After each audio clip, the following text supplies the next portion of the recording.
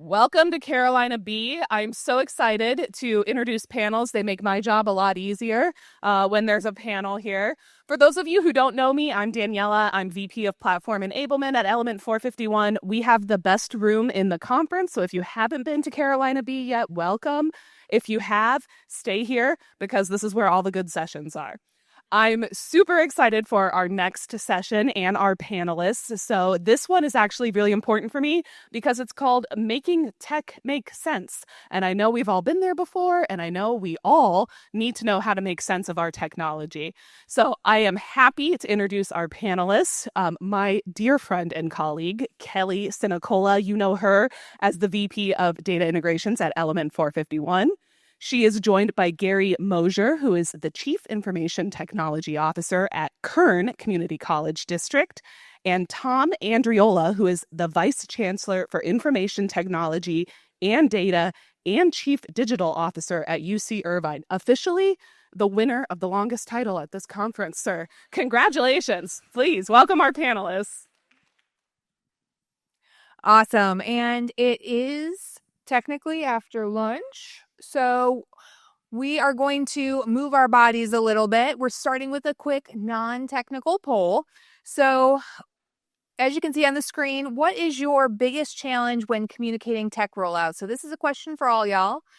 I'm going to ask you to raise your hand when your answer comes up. And at the very least, we're going to keep you from taking a little nap after lunch, right? Okay, so first, is it explaining value to leadership? I thank you for the honesty. I appreciate it. Getting user buy-in. Translating jargon. Cross-department alignment. Wow, that's pretty telling. That's pretty telling. So good. Thanks for that, guys. And we'll talk about some of these things. So first and foremost, we're going to start with a topic about why communication is the real tech challenge, because I have some wonderful technologists with me up here today, but unfortunately, tech isn't the biggest problem that we have to solve usually, most of the time, all of the time. And I've heard Tom present on this topic. I've worked with Gary for a long time. So first, guys, your first question, why do you feel like so many tech rollouts fail? Not due to the tech sometimes, but due to the communication. Yeah, so thank you, Kelly. Appreciate it. And welcome, everybody. It's good to see so many smiling faces show up after lunch. So that's awesome. So to direct your question, I'll leave it under the major umbrella of change management.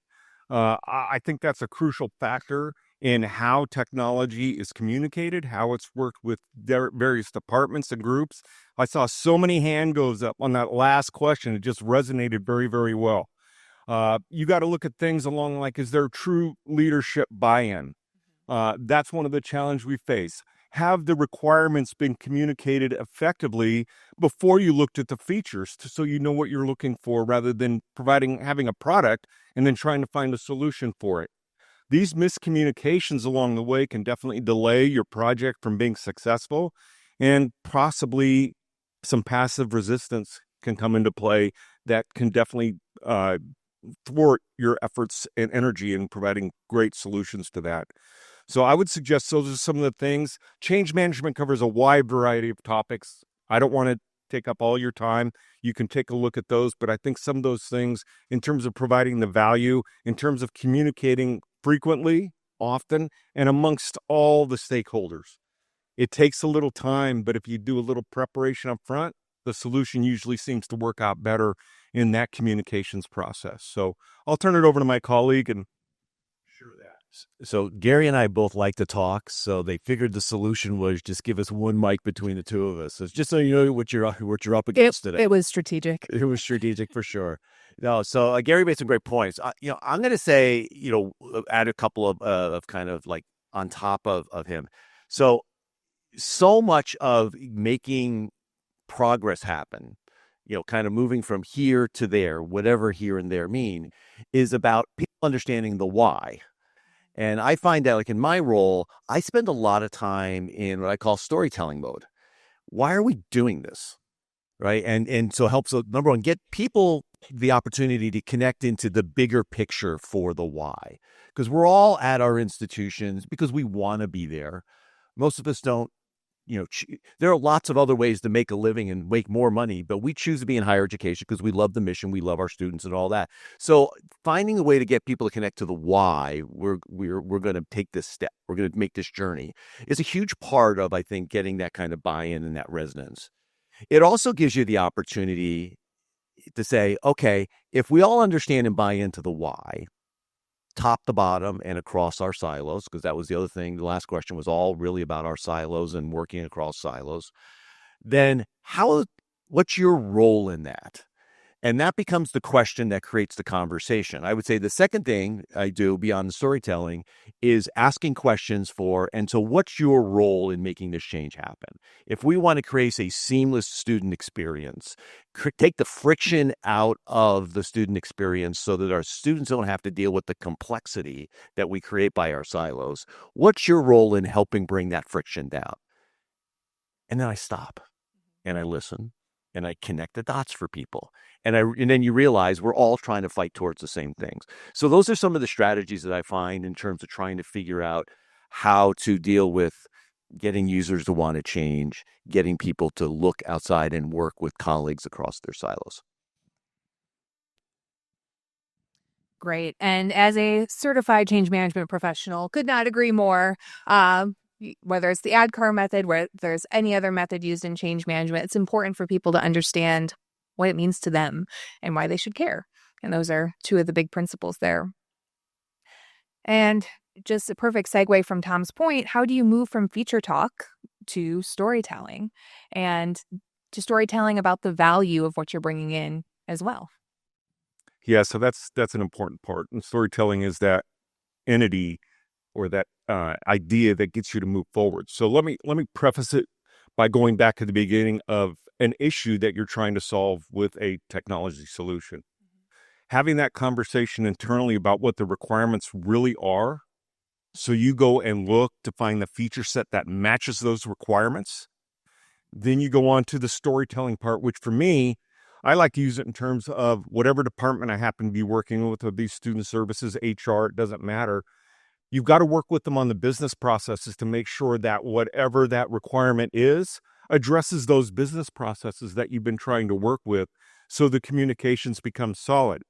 Now, depending on how big of an entity that you belong to in terms of an institution, whether it's a college, a system, whatever the case might be, that could add more challenging opportunities simply because there's different viewpoints depending on where they're at going forward. So at Kern, we happen to have 3 colleges.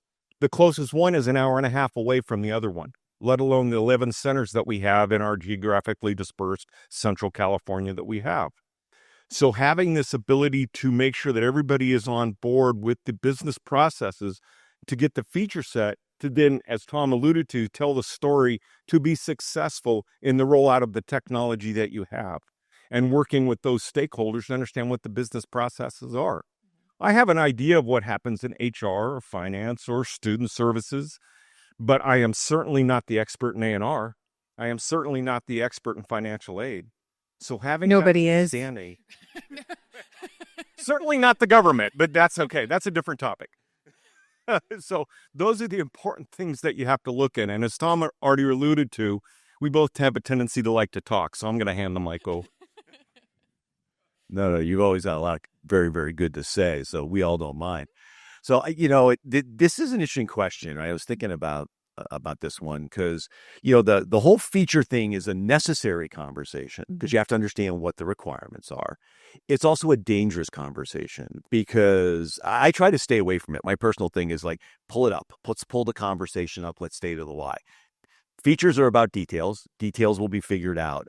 But sometimes we talk too much about features or we leave the conversation there too much or we start there. It becomes about how things are and so much about what we're trying to do when we bring a new system like an Element 451 is we want to take advantage of all of the new ways of thinking and working that you brought into the platform. So if we talk too much about features, there's this tendency in my experiences to gravitate back to, but this is the way we work today.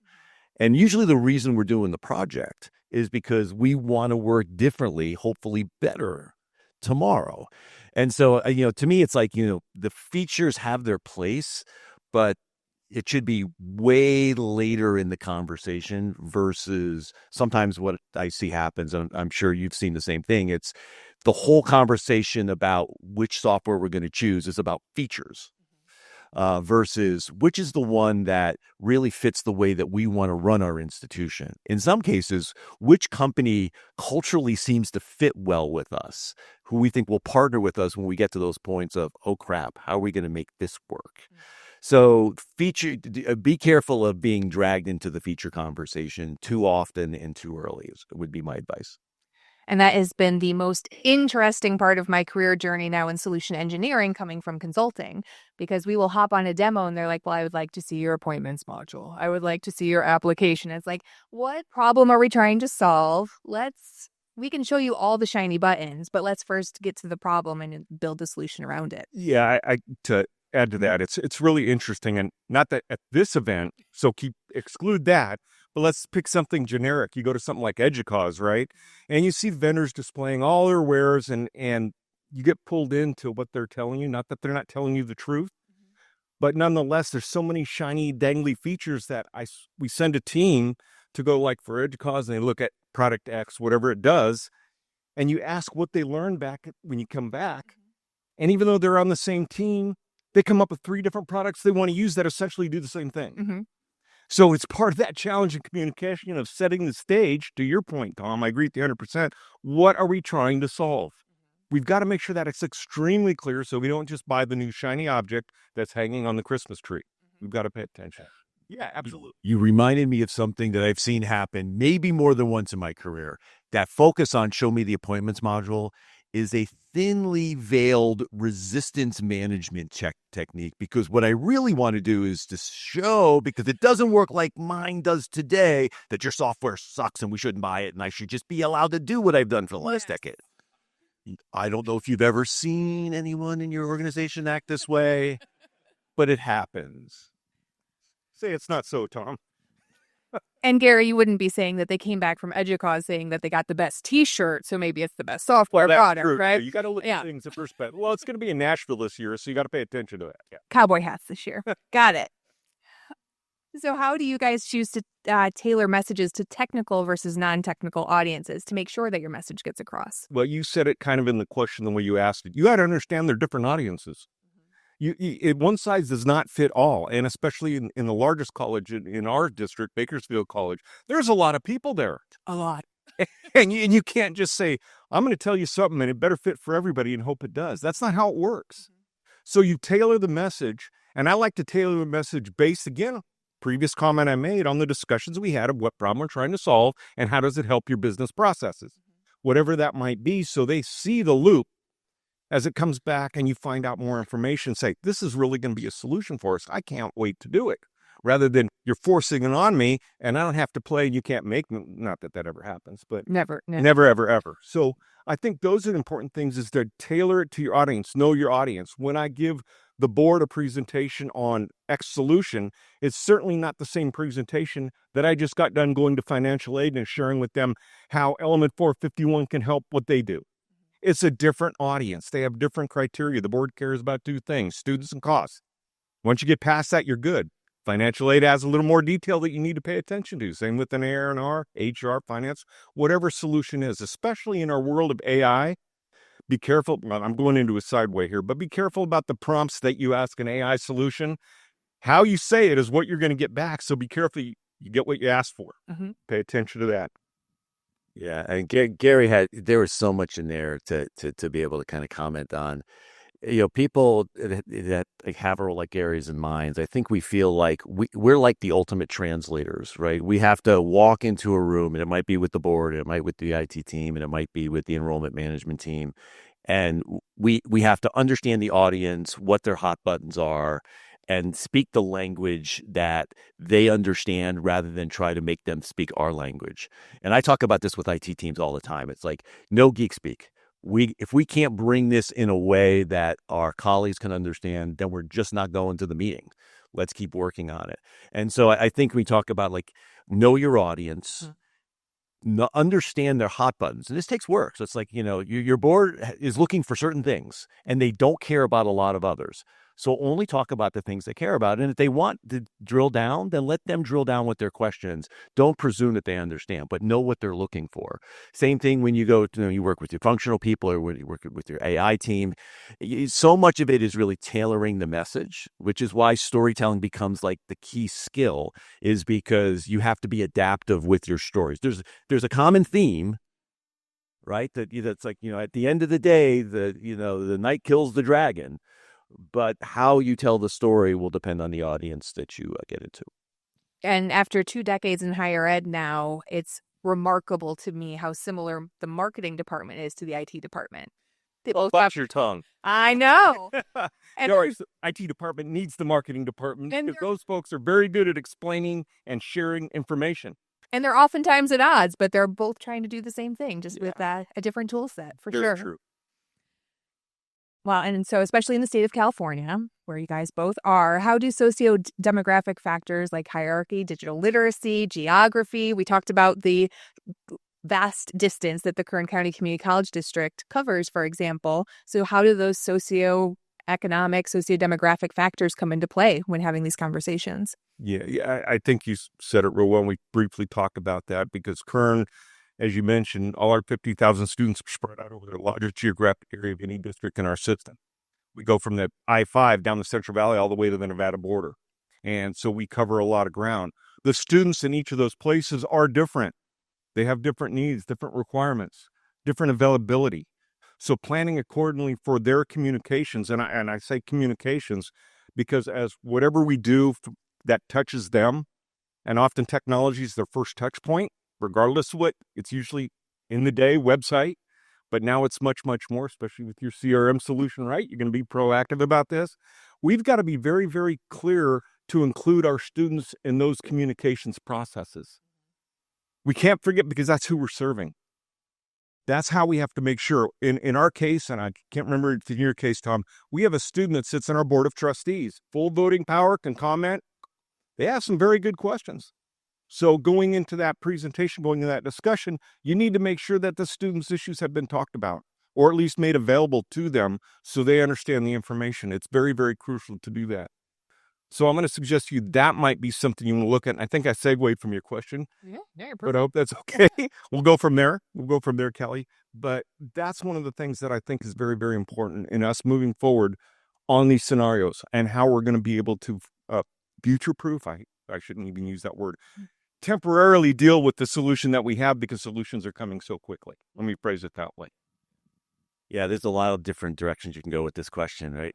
I think one of the most interesting parts of higher education. I have not spent my entire career in higher education. I've been for maybe the last decade. I've got experiences in other industries. One of the things I find really, really fascinating is the range of, I'll just call them generations that exist within the community that we operate. Faculty sometimes stay with us well into their later life stages. Is that I thought you were saying well past there.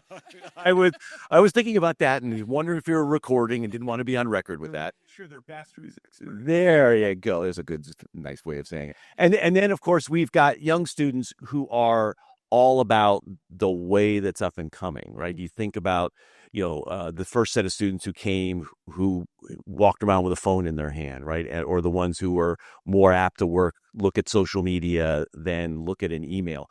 And so I always find that really, really interesting. And so one of the things that I see that we struggle with, though, is we think about every one of those different demographics needs to be a unique solution. Versus, I think what I see in other industries is we build platforms. Platforms get us to 70% common across the board. And then it's the last 30% or 20% that's really tailored to the different types. And that could be for, different types of modes of consuming information, for different socioeconomic backgrounds. And one of the things that we struggle with as we try to keep education affordable is thinking more about platforms rather than individualized solutions to meet certain constituent groups. And it's something we've talked a lot about in terms of the types of platforms that we invest in from a technology perspective, how we're approaching new topics like AI.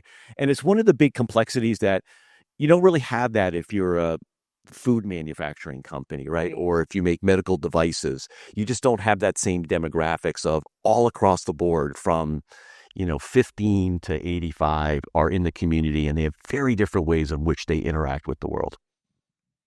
Absolutely. And that was my favorite part of consulting, was learning all of the different ways and all the different types of students across all of the different socioeconomic backgrounds, because it's a fascinating industry to work in. That's why you're here, Tom. That's why you joined us here in higher ed. Okay, so now transitioning into the AI era. Now, we talked about this. If we were having this conversation last summer, things were very different. Everything's moving very quickly. AI has certainly exploded, and it's especially coming up in higher ed. We're also seeing new policies and things trying to work and framework and box in AI. How has that shifted how you communicate technology and new platforms, especially something like artificial intelligence, in your roles? So I'll look at it this way. I think what I'm trying to do where we're at is set a new expectation in terms of turnaround time to do whatever X is. So in listening to the presentation we just got done with across the hallway there, in terms of how fast you roll out your module changes, solutions, things like that. It used to be not long ago that we talk, we'll get it done next year. It'll be great. Or now we're talking Q3 or Q4. We're in the monthly change. The speed at which things are changing are going to be an entirely different format, because it's almost to the point, be careful what you ask for, because it's already here. We've got to look at it from that point of view in terms of being able to say, a year from now, we're going to be in a different world again. Agentic AI is here, folks. It's not waiting. That's the next step I'm going to suggest. I don't know if anybody would agree with me. But I'm just saying for you, technology now is so capable of moving at warp speed, to steal a cliche, that we have to understand the impact and get our users and staff members and faculty members ready. That change isn't, we have a nice long project process. This will be a great 18-month transition. 18 days, I'm be facetious. It's not far off. Mm-hmm. So how are we going to adjust internally to make sure not only do we have a plan in place, we roll out the technology, but we go back to the change management process. In my case, when I'm trying to reach 50,000 students over the course of X number of hundreds of square miles in an amount of time, so we can go ahead and move forward and they don't get left behind. Absolutely. Or they miss it. Or in our case, training our staff to utilize this new technology to help our students, whatever the format is, and being able to do that and learn quick enough so they're not spending all their time in a classroom trying to learn changes because we're pumping them out so fast. I think we're going to have a message that we're going to have to really talk about internal to our district of how fast we want to deal with change, because it's coming too fast. It's going to be faster. It's still getting more and more up to speed. I think we're just jogging now, if that. We've got a lot more to go. And this is not a marathon anymore. It's a sprint, to be cliche. So I'll give it to Tom. The AI topic is both hype and transformative. The hype is what gets people into the room and starts a conversation. When we get past the hype of the conversation, we get back to some of the same old things like, the to-be, the as-is state to to-be state, change management, what does the process look like, and all that stuff. Gary and I were talking last night, and I don't think it was the alcohol. I think we just said that, in our respective, kind of fields, it hasn't been this much fun in a couple of decades. And it's because there is so much interest in understanding like what the future holds. It's so uncertain. There are these tools out there. I heard this about them. They're powerful, but they're not complete. How are we going to respond to it? The board just asked about it. The chancellor just came back from a conference. Yeah, right. So it's a really, really interesting time, but it's not really just about AI. I think it's the confluence of a bunch of things that I've been talking about for a few years, which is higher education, changing expectations around higher education, changing expectations of what gets talked around the breakfast table about going to college and why and the costs and all of that, and then you put this transformative new set of tools, and I'm just going to call them that, a new set of tools that allow us to rethink how we do things. And all of a sudden, you just have a world of possibilities at a time when people are like, can it just stop for a moment so I can take a breath? And so, I think it's a really, really interesting time. Gary's right. It's moving. If you're in the tech space and you keep up on the reading, you just find out that you can't because every week you're reading something new about one of the companies is doing this and look what they've done. And now you can do a video and it's just unbelievable. I think what it ultimately comes down to is, and the last speaker talked about this, every person has to have their own experience with these tools, which means there needs to be an institutional strategy. And we focused a lot around this. It starts with literacy, help people get a basic understanding of these tools, how they work, help them develop fluency. For those, everyone should have literacy. Fluency, hopefully we get people who want to step in and figure out, how could I use this? How can I hack some of my own productivity? I mean, I'm abashed. I say, look, I've taken 4 to 6 hours a week out of my work. I tell people that because there's a lot of people who've done that and they're hiding it because they don't want to be assigned more work. But the reality is that we need people who've figured out how to do that to tell their colleagues so we can get to important questions that we always push off to the sidelines. So we've started with across the board, and we've included our students in this. Mm-hmm. Let's build large-scale literacy by giving them access to these tools. Let's help them build fluency. For our students especially, we found that fluency in these topics is the key to getting the second interview in a very competitive job market where they're not just going up against candidates now, they're going up against these tools potentially for that entry-level position. So talking about how I use the tools gets them that second interview. And then for the ones who really like it and see possibilities for themselves, we help them build real competency. We have students helping us design the first set of agents that we will think about deploying around the student experience. Why? They're really quick to pick up the technology, and they've got really interesting, different ideas coming from where they're coming from about how students will interact with autonomous employees to be able to get things done on campus. So we're really trying to lean into the literacy, fluency, competency paradigm for how to get there. And I love that. My nephew just graduated from a very affluent private university, and they didn't have any programs around AI. And so he comes off as rather ignorant when having discussions about it because he's very resistant to that change. And if they would have just started filtering in a little bit of that knowledge, it would have helped him. He's now struggling to find a job, even graduating in a almost Ivy institution. And that's... Did he talk to his aunt about one? Well, he debates his aunts. He loses. But he does try to debate. So it's, and where you compare him to my 13-year-old son who hears resistance towards AI and says, oh, they're just poor prompt engineers, right, Mom? Like, they just need to get better. So how many of you guys have AI literacy programs on campus? Okay. That's not uncommon at all. I wish I could say that we do. I would say it's very sporadic in our district by specific department. Department chair may have taken care of that, at least from the faculty side of the house. But from the state point of view in California, at least in community college side, we have an AI council that was formed at our chancellor's office, working with most cases faculty. And some of the things that we hear about and I hear about are things along, well, there's no policy in place, or what are the biases and hallucinogens that we have to deal with? And what's neat about that is not the topic, is they know the words to use. So literacy is picking up, to your point, and it's going to become a common language. It's a whole new dialect that they're going to have to infuse into them and their students, because the students will ask them about it and they need to know. Mm-hmm. Absolutely. And well, this is just usually a loaded question, but I make sure that everyone's paying attention. How many have faculty on campus that are resistant to AI? See, everybody's awake. We're keeping it up, guys. Good job. Okay, so we're going to go into the vulnerable section of our panel, guys. So we're going to talk about lessons learned.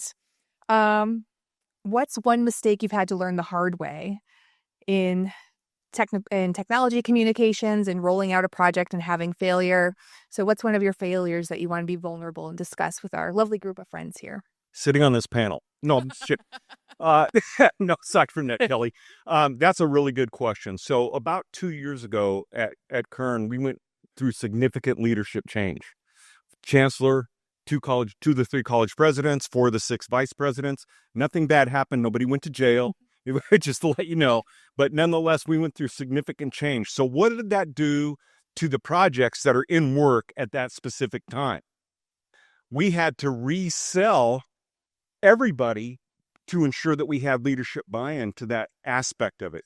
So in my hindsight stupidity, we kept going and we're trying to pick up folks as we went along and educate them. That didn't work. In retrospect, what I think I should have done is pause the project and redo our initial plan of rollout to have those discussions and make sure leadership was on board. And in retrospect, the thought would be, well, that would have been a good thing too, because as far along as we were in the project, I think I could have gotten really good feedback from the folks that are in the project for things that weren't working well and help create some of that, I'll say, reduced tension opportunity. So I'm going to say from my point of view, that's kind of was a big challenge that we had. So it goes back to the change management process, making sure one of the key concepts is leadership is involved. And especially when I have 3 colleges where I can't remember if anybody from Kern is in here or not, but the colleges don't always agree on everything, as shocking as that sounds. So trying to get that loop back in to make sure that worked correctly.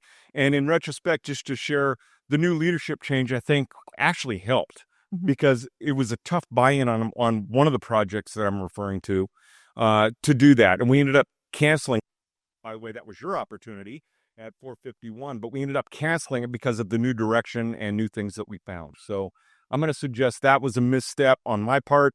I should have paused the project and we should have done a reassessment of whether this was still valid. Make sure we have leadership buy-in. Make sure the people that have been a part of the project can share their concerns and what they've discovered along the way as well, too. Yeah, so, lessons learned are valuable, right? Oh, man. Yeah. So I had this friend who had a troubled project once.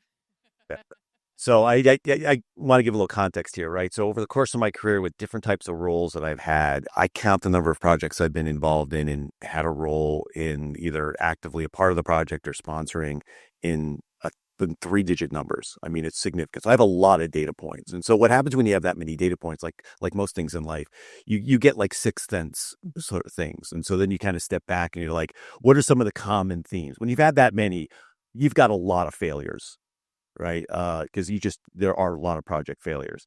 What are the things that stand out for me, that are common themes? One is Carpenter's rule, measure twice, cut once. Meaning we didn't talk about the why enough up front. Before we started the journey, we didn't really understand how aligned or not aligned we were. Sometimes you move forward without perfect alignment, with enough alignment, right? Those are just, decisions that sometimes you have to make because progress has got to go. But when I look back at where did we end up in a bad place at the end, it's because we didn't spend enough time up front. 2, we didn't create a project team culture. Gary mentioned this. You just mentioned this in his comments. We didn't create a project team culture where people felt comfortable, like they could raise their hand when they felt like there was fire. And so what happened was we were blind to the problems. We got to the go live. It was a storm, and people sat around and said, well, I knew it was going to happen, but nobody wanted to listen. That's a culture problem. That's not an execution problem. That's a culture problem, right? And so that's what I kind of go back to is, do you have people who trust each other, who are working within the core team and the constituents who are your subject matter experts who are on the periphery of the team, who feel that they can put their hand up and say, this doesn't feel right. This is not going the right way. The integration is way behind schedule, and we're going to feel the pain if we don't. If you don't create that kind of culture within your organization, or you don't have that within your institution, it increases that probability that you're going to have one of those problematic things. So those are like the two, smoke before there's fire trends that I think about when I think about all the project failures and stumbles I've had. Yeah, and that's great. So another audience question, and if you're sitting with members of your team, tell them, to close their eyes. How many of you feel like you have a culture where you can raise your hand if something's going wrong and report that? Excellent. I'm at the wrong institution. I can introduce you guys to all these people. Question, please. I might have to go PS. What was out of my sport? I think I'll call P.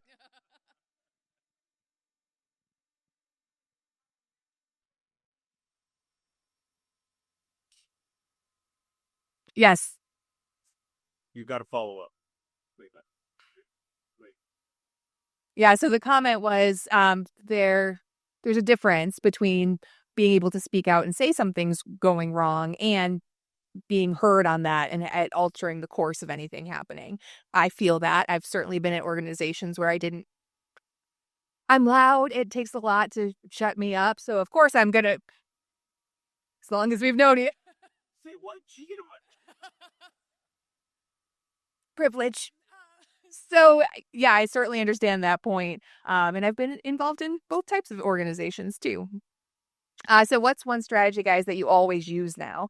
With all the lessons learned, with everything you've learned, the different communication strategies you've adopted, what's one go-to strategy?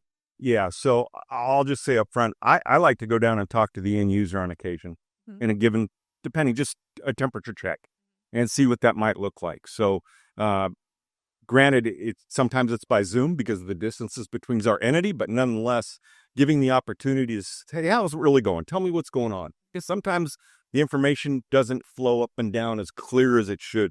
So, yeah, I'm going to touch on something you just mentioned. I force in-person meetings now. Mm-hmm. I mean, we have gotten so comfortable in the post-pandemic world of the convenience of just doing things with over Zoom or over Teams or whatever you might use. And the reality is not all meetings have the same value or the same challenges of being able to get topics discussed or alignment. And there are times when you just really got to get people in a room when they're working through something tough, when they're brainstorming. And so sometimes leadership is about saying, fine, we'll pay for your plane ticket because we really want you here for that 3 days. We love that we've provided a lot of flexibility. We're not backing away from that, but we need you here for these 3 days. And then the institution's got to step up and pay for those things, right? Because that's part of what we've signed up for. But I think we have become too comfortable with just defaulting to, well, we're all aligned as a team when we haven't seen each other in 6 months. And I have just found that has bitten us in the butt a couple of times. So we do a lot to say, which meetings do we really want to bring mandatory that people come here if they're a part of this effort. Oh, I still make everybody turn on their camera. It's important. They can't tune out as much. Okay, so I did create a piece of one of the frameworks I use. It's called Clear. And so that QR code will take you to a brand new document in our integration guide documentation. You will see another new guide there on the ADKAR framework and implementing that as part of your integration strategies on campus. And Daniela. Round of applause. Oh, we're... Not only did they make sense of tech, I say you made it fun. I will say it. We've got one question. If somebody's got a question that they'd like to ask the panelists, please let me know. Otherwise, we're standing between them and snack time, friends. So I don't know if we're going to get... Oh, of course. Tomorrow, we talk about our story around AI, where we'll talk around the literacy fluency. If you want to come, I don't remember the exact time, but it's in this room tomorrow, I think early afternoon or around lunchtime. If you want to hear how we approached it on an institutional level. Absolutely. That is a shameless plug, Tom. Well done. Listen, Tom and I will both be back in this room, so you all should join us because this is where the fun is. So thank you, everybody. Go grab a snack. We're back in here at 3:15. Thanks all.